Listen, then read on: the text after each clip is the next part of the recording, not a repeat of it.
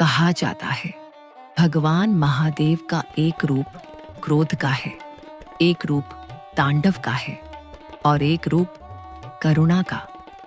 जिस करुणा से उन्होंने विष पी लिया, जिस करुणा से उन्होंने भक्तों को मुक्त किया, वही करुणा उन्हें भोलेनाथ बनाती है। यह कहानी है जब महादेव ने दिखाया अपना अनंत करुणा रूप कैलाश पर्वत पर। उस दिन अद्भुत शांति थी। देवी पार्वती ध्यान में लीन थीं और महादेव समाधि में। देवता, ऋषि और गंधर्व सभी उस दिव्य नीरवता को अनुभव कर रहे थे। लेकिन उसी क्षण सृष्टि के एक कोने से एक वेदना भरी पुकार उठी।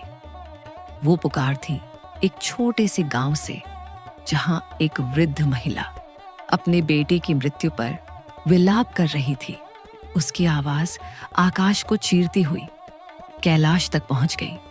उसने रोते हुए कहा, हे भोलेनाथ, अगर आप सबके पिता हैं तो मेरे बेटे को मुझसे क्यों छीना? महादेव ने अपनी आंखें खोली।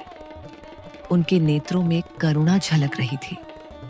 उन्होंने पार्वती की ओर देखा और कहा, देवी, जब कोई भक्त सच्चे दर्द से पुकारता है तो मुझे मौन नहीं रहना चाहिए। महादेव ने अपना ध्यान तोड़ा और पलक झपकते ही वो कैलाश से उस छोटे गांव में पहुंचे। वहां भीड़ थी, रोदन था और हवा में शोक की गंध थी।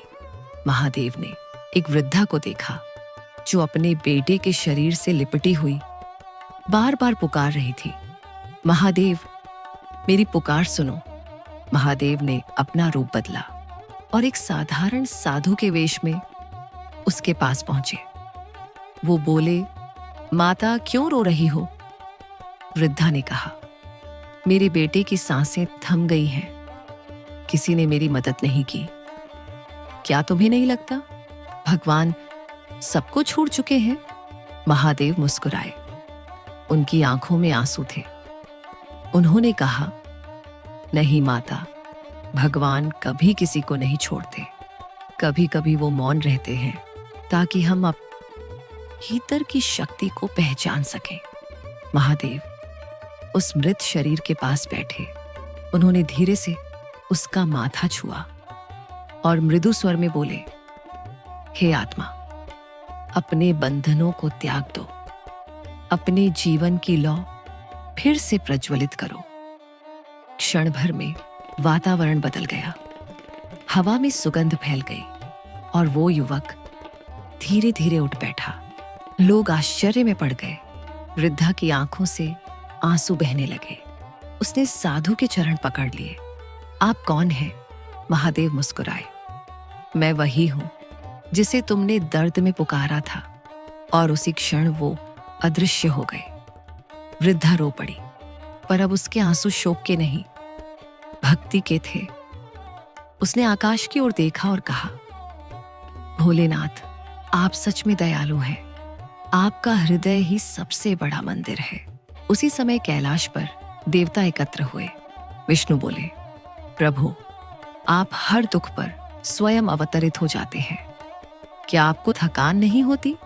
महादेव बोले, विष्णु, दुख केवल मानव का नहीं, मेरा भी है। जब कोई रोता है तो उसका दर्द मेरी आत्मा को छूता है। करुणा मेरे अस्तित्व की श्वास है।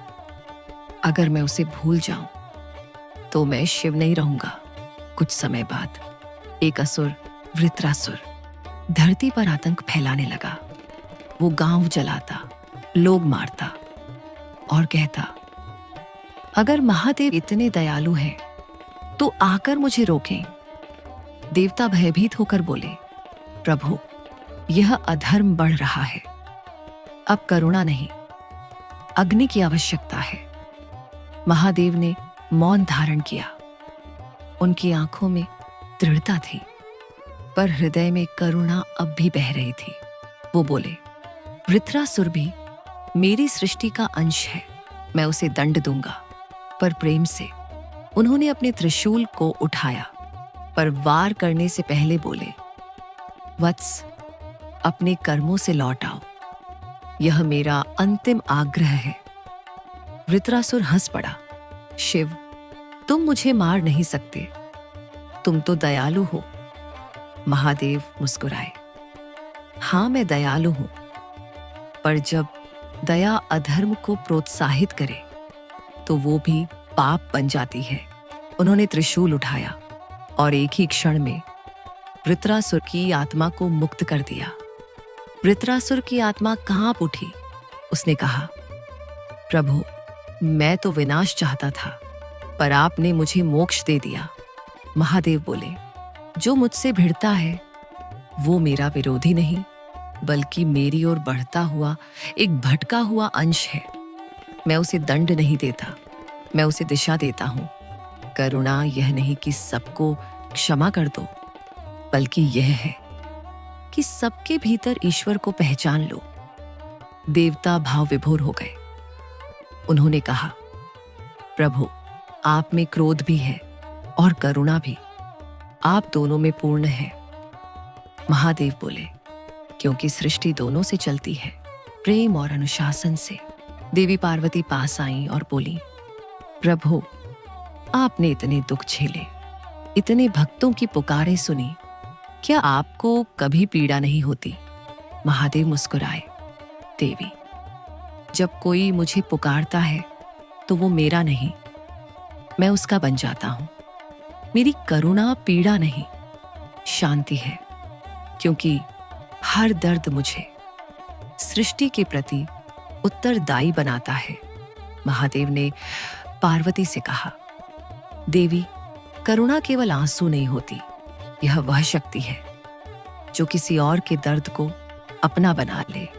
जिस क्षण मनुष्य किसी और के दुहक में स्वयं को देख सके, वही क्षण दिव्यता का आरंभ है।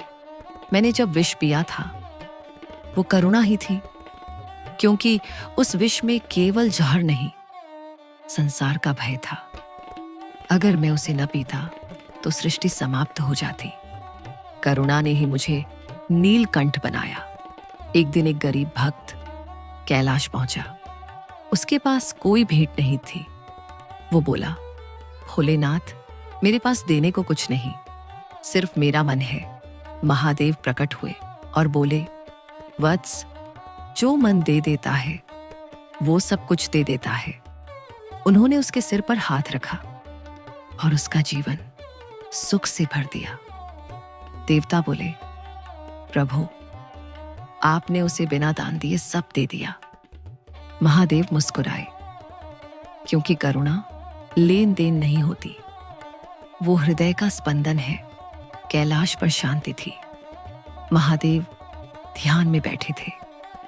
उनके होंठों से मृदु स्वर निकला, करुणा ही मेरा धर्म है। जिस हृदय में करुणा नहीं, वहां भक्ति अधूरी है। जो दूसरों का दर्द समझ ले, वो मुझसे दूर नहीं। शिव का करुणा रूप हमें यह सिखाता है कि शक्ति का अर्थ कठोरता नहीं, बल्कि संवेदना है। जो दिल दूसरों के लिए धड़कता है, वो स्वयं भोलेनाथ का अंश है। हर हर महादेव। जय भोलेनाथ।